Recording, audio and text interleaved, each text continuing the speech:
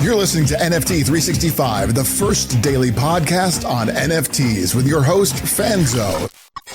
What's up, friends? Welcome back to another episode of NFT 365.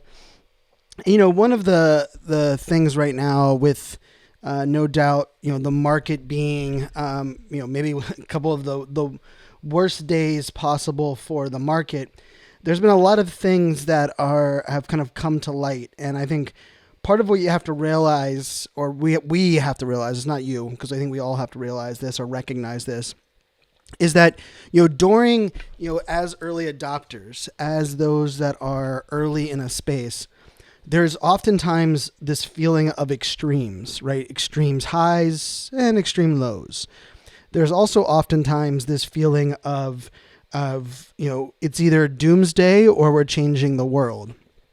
And those extremes can be not only very trying on our mental health, and of course this is Mental Health Awareness Month in May, which is very interesting that, the last year, the worst day of the worst month of the year for crypto and NFTs was May, which was Mental Health Awareness Month. But the thing that I think it's important is that what oftentimes comes to light is like when we oftentimes know doomsday type scenarios or, worst case scenario, or, if this and this happen, it could be, catastrophic. And I actually think it's important to understand some of those things from hey, what is our risk versus reward? What are the things that we have to deal with, or, where is, should we be focusing our attention? How can we protect ourselves? But we also have to recognize that there are oftentimes bigger things in play when it comes to why some things are said or not said. And so, for example, when things start to make a downturn in any early adoption, one of the first things you'll notice is the haters, the naysayers, the skeptics will use this as validation to why they don't jump on every shiny object, or why they don't believe in the blockchain or cryptocurrency, or, I told you those, the NFT bubble would pop, whatever that may be. Now, these powers that be, sometimes it could be the media, sometimes it could be politicians, sometimes it could just be our spouse or our family. And it's very easy for us to kind of sit in that and be like, maybe they're right. And there might be some haters, some skeptics, those that have, avoided, getting into this space, and those people might be right? They might be the ones that, are kind of setting themselves up, for maybe the more success, than many of us are. But the thing that I think is important to kind of recognize, and I really think this is just one of those things that we have to just take a step back. And I know it sounds like I'm kind of beating a dead horse, and I hate that. We need to come up with a better phrase than that. I mean, what a horrible phrase. I mean, some of the things that we have in our culture, right? But I digress. But the thing that I keep repeating is that we must define success for ourselves.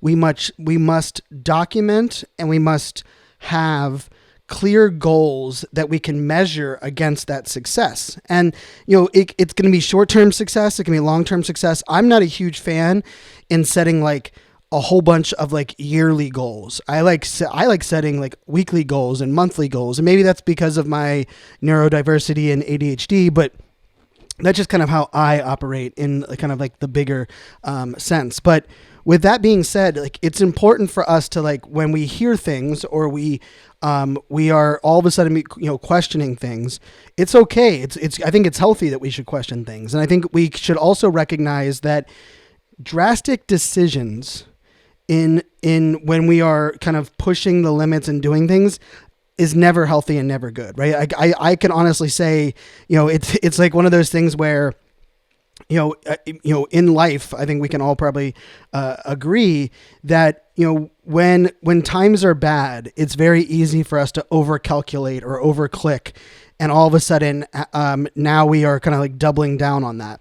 And it's very much like I like to think of it from the standpoint of like, oh my goodness, all of a sudden I gained weight.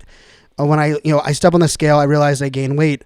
Then like what I'm going to be doing is I'm like, you know what? I'm only going to eat healthy. I'm going to eat 2 meals a day. I'm only going to eat, the size of my fist each day. I'm going to work out 7 days a week. Now let's be real. If you're not working out at all and you haven't really been managing your weight or your calories or watching, like going that extreme might be like, hey, that's like the jump start. But what happens 99.9% of those times is that we either give up, we realize that's not for us, or we recognize, oh, okay, well, maybe it's not that I need to do all of those things. Maybe I need to start with a couple things and start like kind of looking at ways for me to adjust. And so like what I always like to say is like, when we're making decisions or calculated choices, especially in like the early adoption phase, is I like to say we should test it, we should tweak it, and then we should test it again. What I mean by that is rather than like, all of a sudden shifting our entire plan, we should shift something and then test against it, right? So we can start to like make, incremental changes along the way. And, this can be, it can be very easy for us to, all of a sudden drink the Kool-Aid. And really, we can drink the Kool-Aid in any direction, right? We can drink the Kool-Aid of the sky is falling, crypto is the enemy. But then we have to also look at like, what is the alternative? Like, what are the other things that are going on? Like, what does the stock market look like right now? What is the global economy? We're dealing with a war. We're still fighting through a global pandemic. We have so there's a lot of like extenuating circumstances, and it's so easy for us to assume that like the one variable that maybe people are telling us is like, hey, I told you shouldn't have done this, or, hey, you need to, what are you thinking here? And so the thing that I think is important is like, not only taking like kind of like that deep breath, but like, this is a great time to reevaluate, right? Or even just evaluate as a whole. Like look back on your last 60 days, 90 days, 6 months, right? It's kind of funny looking back, on the 6 month arena, right? Tomorrow will be our 6 month of the podcast. And, I think it's just one of those things that we have to really recognize as we adjust, as we test, as we tweak. And, some of those things are going to kind of come in to what are the things that we now think are important. And so one of the things that I wanted to kind of touch on, this is a Friday episode. And one of my goals with the Friday episodes was to tap in a little bit more into, some of the, we're buying an NFT every single day for a year.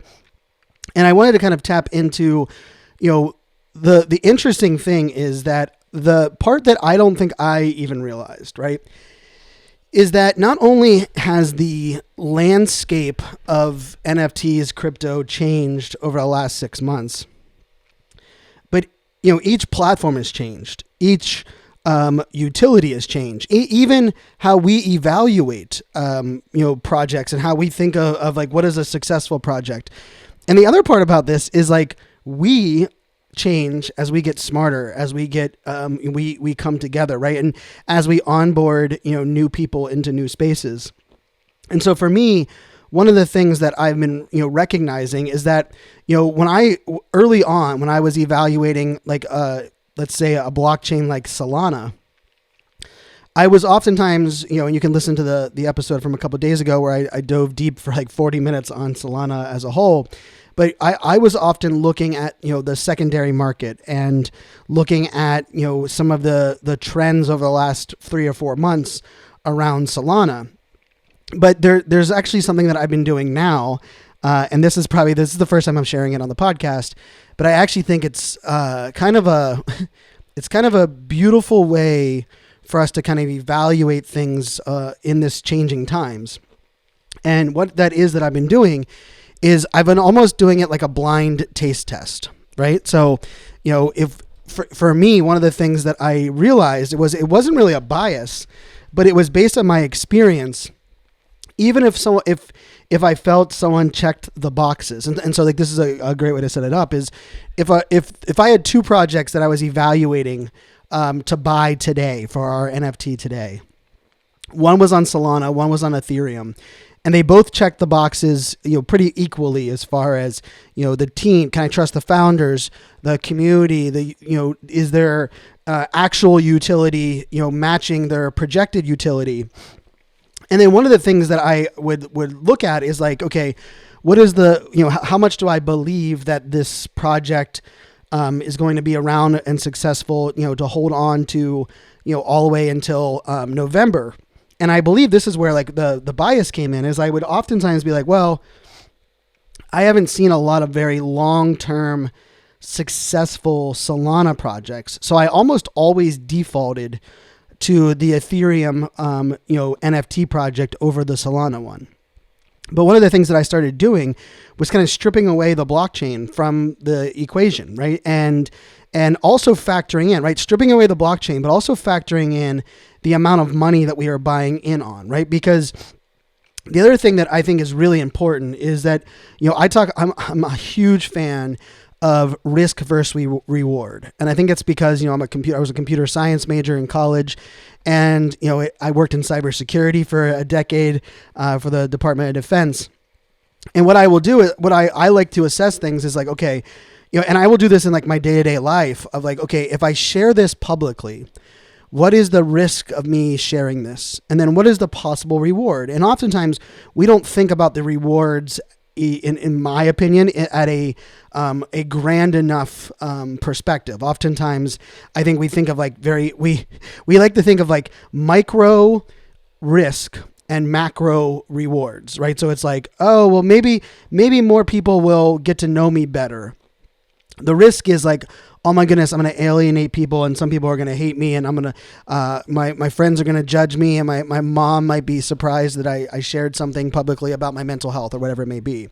And I think it's important for us when we're doing like kind of this risk versus reward to be very honest with ourselves. And with that honesty also has to come into play, like what are the things that we're factoring in? And I will say, like, for me, this first 6 months of buying an NFT every day, right? And if I'm looking back right now over the last couple of days of the projects that we've purchased, I haven't really factored in the price. I factored in like, okay, wow, that NFT is costing a lot. Like that mint price is super high, right? Like if we've minted a couple NFTs that were 0.3 and 0.5 Ethereum, in the over $1,000 to mint the NFT. But for the most part, when it was under that amount, I wasn't comparing like, all right, well, this one's going to be an $800 purchase, and this one was going to be a $200 purchase.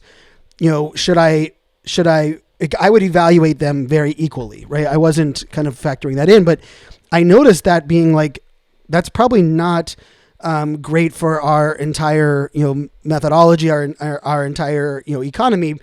But in a way, for me, it was more of like, I like to play in percentages, right? So just because, the average floor price of a project is whatever it may be, that doesn't mean that it's successful, right? It's so funny when it's so easy when people are like, well, I love that project is holding at a 0.8 ETH floor. And I will often ask things like, well, what was the mint price of the project? People are like, oh, I don't know. It's been about 0.8 for the last like 2 months. I'm like, well, that's funny, because if it was a 0.4 mint price, well, they've doubled their floor. But there's a lot of projects that I bought in at 0.04, and they're at 0.1 as a floor price. But what's funny about that is we don't look at that project as more successful than the other project. But if we took a step back, that project 2.5x'd their mint price, and the other project just doubled it. They just 2x'd it.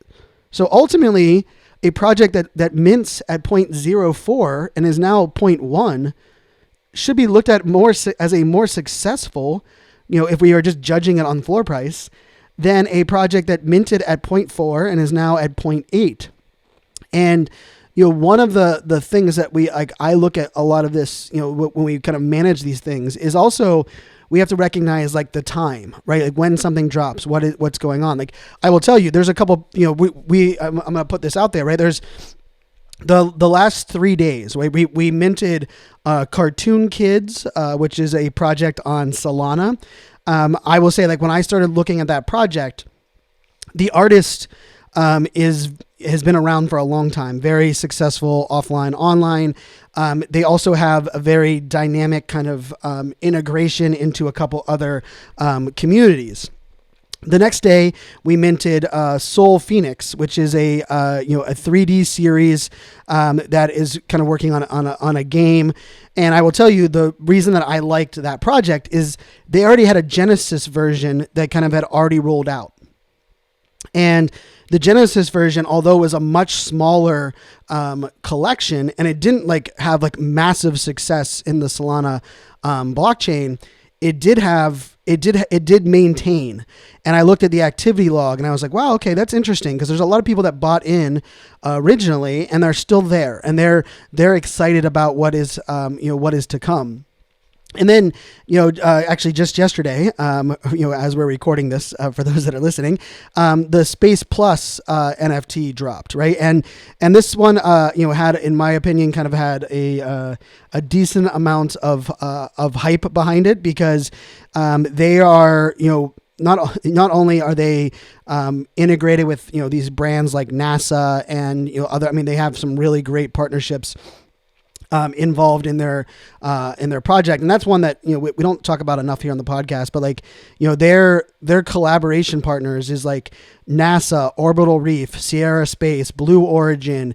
When I went through their team, their NFT licensing agreement is, a very detailed PDF, where they kind of walk through the full licensing agreement. And so this is part of that, that due diligence where, for me, and I'll just, this is a great, kind of way to kind of level set where we were just kind of at. But the price of this one that we minted yesterday was, if I added the last 3 Solana projects that we minted together, it would be still less than the mint price of yesterday's project, which is the Space Plus project. Now, I will tell you, that those are things that we just kind of have to factor in. But I also recognize that they couldn't have been minting on a worse day, right? May 11th, I believe, will go down as one of the, the days that we remember, 6 months from now. We're going to talk about, do you remember May 11th? Which, is really interesting because we launched on November 11th and then it's May 11th. There's something really interesting about that as a whole. And so I just think it'll be interesting for me to look back, because it really is the easy 6 month mark, right? We started on November 11th, 6 months later is May 11th. And the day was, tragic for so many, especially those that were holding, some of the stable coins, or quote unquote stable coins, that, I feel very, my heart hurt yesterday. I had a sickening feeling in my stomach with a lot of the things that were kind of going on. But with that being said, the other piece of this that I think that I wanted to share is what I was looking at when I was looking at this project was, yes, they might be minting during the worst time period ever. Their mint price might still be a little bit high. It was 0.175, I believe, was the mint price for the Space Plus one yesterday. But I will tell you, the idea of the amount of work that they put in to the business plan and to the ultimate objective, to me, was pretty impressive, right? I was like, wow, they've really dialed in, they're prepared to make this a long-term experience, right? And in some cases, it's hard to find that being, the case in some of the other projects. Now, that doesn't mean every project needs to have all of those things to be worth, minting, right? Another project that we minted, a couple days ago was Thunder Buddies. And a couple people reach out to me and say, Brian, why did you mint Thunder Buddies? What about their roadmap, their plan? And it's very easy for us to well, why did you mint this one on this day and not this one on this day? Well, my use case is a little different because I'm picking one every single day. So it's not about me comparing. I'm not trying to compare NFT projects. What I'm minting today is very hard to be compared to what I minted a week ago, because I'm picking the best possible project today, not the best possible project over the last week. But with that being said, I also look at some of the trends and some of the things that kind of involved. And I will tell you, with the Thunder Buddies project, which is the one that I kind of explained, their roadmap, their, some of the things that they have, even with their team, as far as, doxing and what they have going on. To me, there's, a tokenomics component of it. There is, of course, they have a little bit more higher level information. But what I liked about their project is the way that they are kind of integrating into the community, the way that they are celebrating others. I like the art. I like I was in one of their Twitter spaces and I was really impressed with what they had going on. But I will also say, like, they didn't mint out, right? And their floor price dropped pretty drastically. And it might be easy for us to like assume like, okay, that must have been a fail.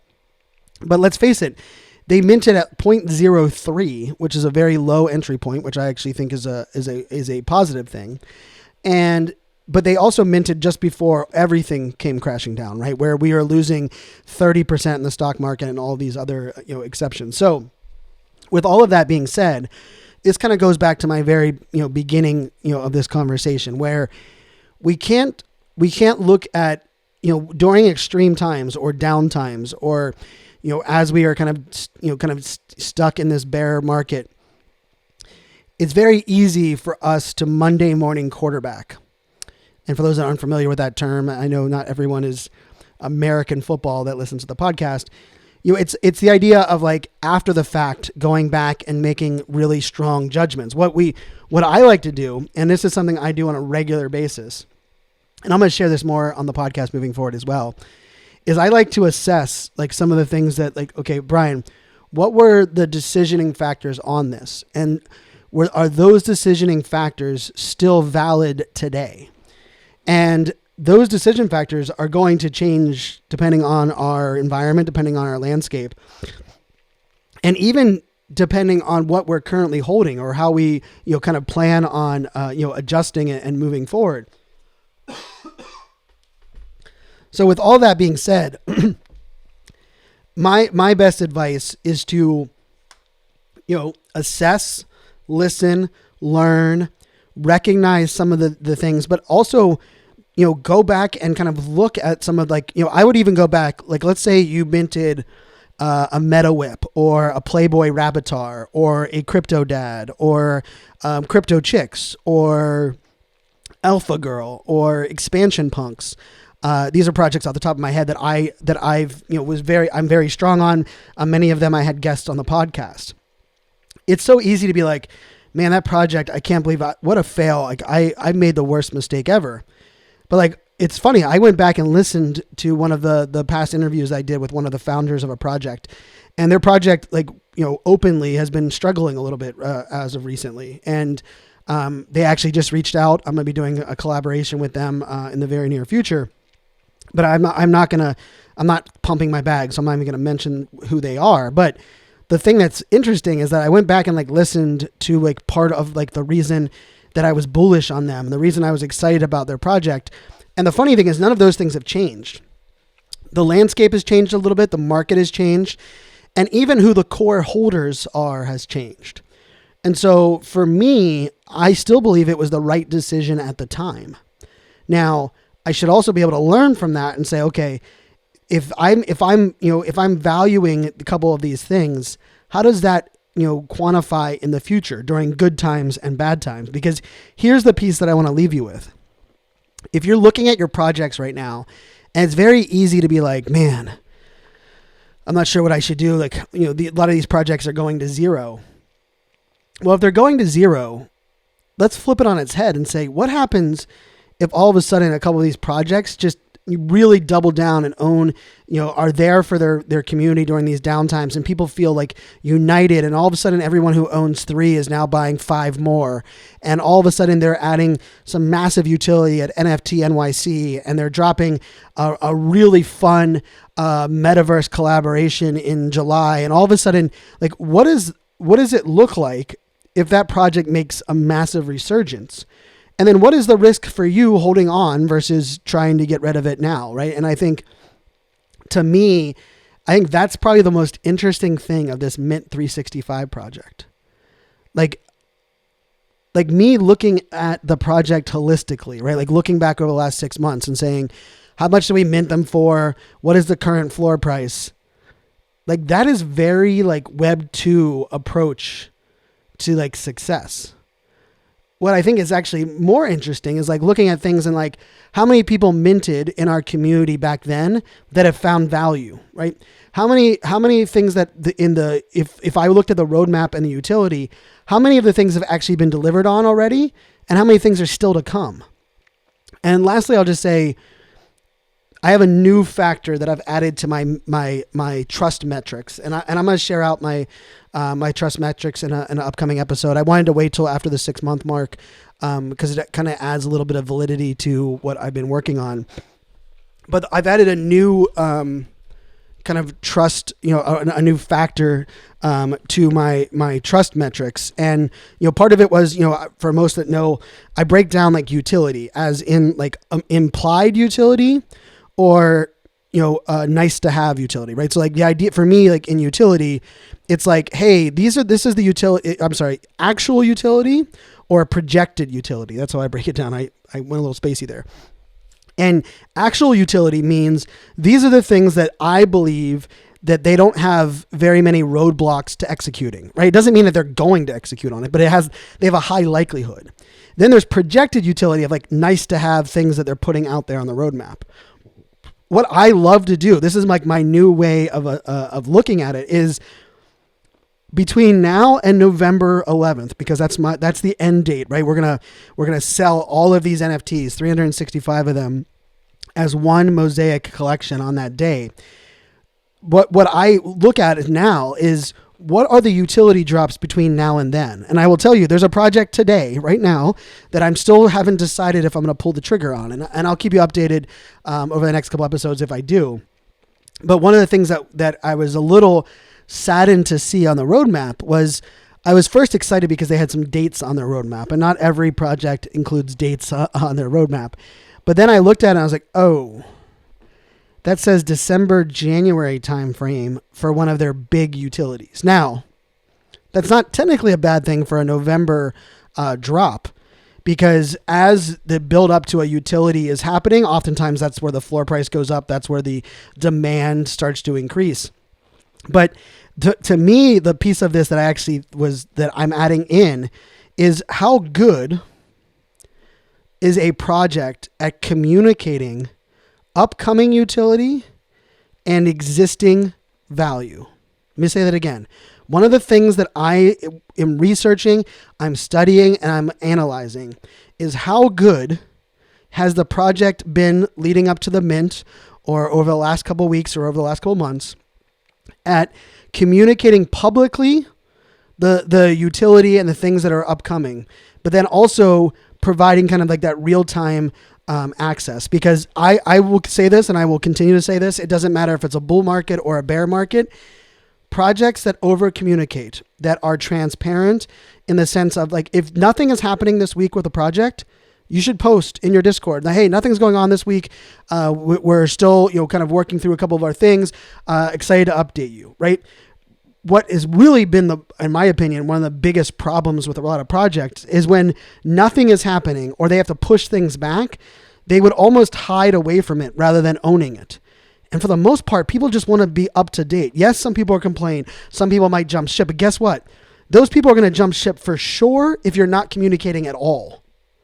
So if you look at this back to this risk versus reward, the risk of you not openly communicating changes or things that are going on, the risk of you not communicating is that you alienate the super fans as well as the skeptics. The reward of you over communicating gives those super fans something like to hang their hat on. And yes, you might still lose the skeptics, but you were going to lose them anyhow. So that's where I went on this episode.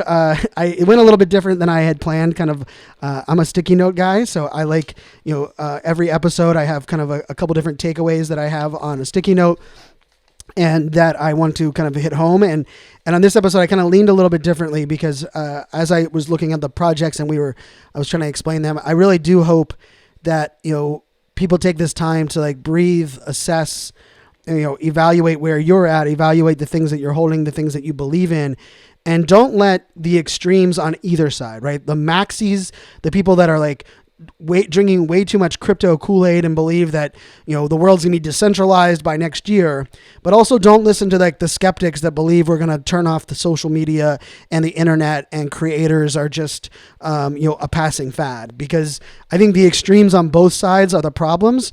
And unfortunately, during these trying times, those extremes are really loud, and man, I wish we could just tune them out. But as always, we are super powered by the ADHD coin at Rally. If you want to check out all of these projects that we are buying every single day, just jump over to our website. It's the Mint 365 project is what we call it, Mint 365. And you can just go to NFT365podcast.com/Mint 365.